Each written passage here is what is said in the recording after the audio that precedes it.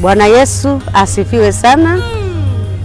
Mpenzi mtazamaji ambaye unanitazama wakati huu, ninaitwa Tumaini Njole, mwimbaji wa nyimbo za Injili, lakini kwa neema ya Mungu ni mke wa Askofu Godfrey Sehaba wa Diocese ya Morogoro, kanisa la Anglican. Namshukuru Mungu kwa wakati huu. Ninasimama hapa kukukaribisha katika uzinduzi wa albamu yangu ya 6 inayokwenda kwa jina la Shuka Uniguse. Katika uzinduzi huo kutakuwa na watumishi wa Mungu wengi Kenya, Nairobi, Mombasa ya Kenya na kutoka Uganda. Kwa neema ya Mungu tutafanya huo uzinduzi, na kwa neema ya Mungu tunamshukuru Mungu kwa ajili ya uponyaji. Namshukuru Mungu kwa sababu gani?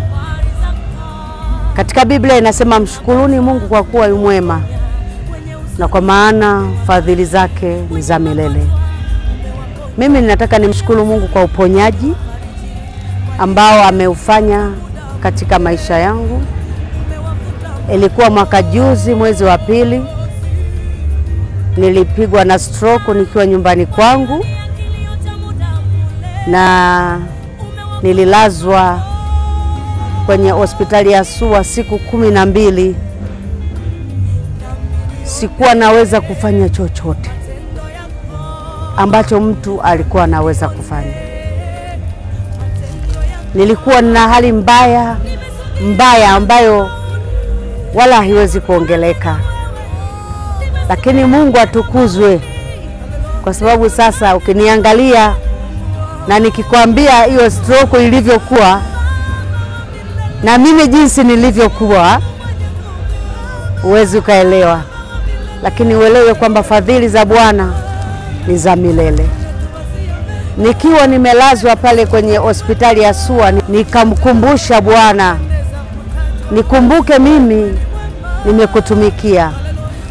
Nimeimba kwa miaka, nimehubiri Injili kwa miaka, nitazame tena. Nilimkumbusha jambo moja Bwana Yesu, nikamwambia Bwana, mimi sijazaliwa mlemavu, nilizaliwa mzima. Kuja mbinguni niko tayari, lakini sitaki kuja mbinguni katika hali kama hii. Nilikuwa naomba sana, na mume wangu akishirikiana na wachungaji na watumishi wa Mungu ambao walikuwa wanakuja kunihudumia mara kwa mara, walikuwa wanamlilia Yesu, Bwana mponye mtumishi wako. Ndio Bwana akaniponya, na Bwana aliniponya akaniagiza, ninakuponya, rudi nyumbani, nitakuponya ukiwa nyumbani. Nilimwambia yule daktari pale kwenye hospitali ya SUA, akaniruhusu nikarudi nyumbani.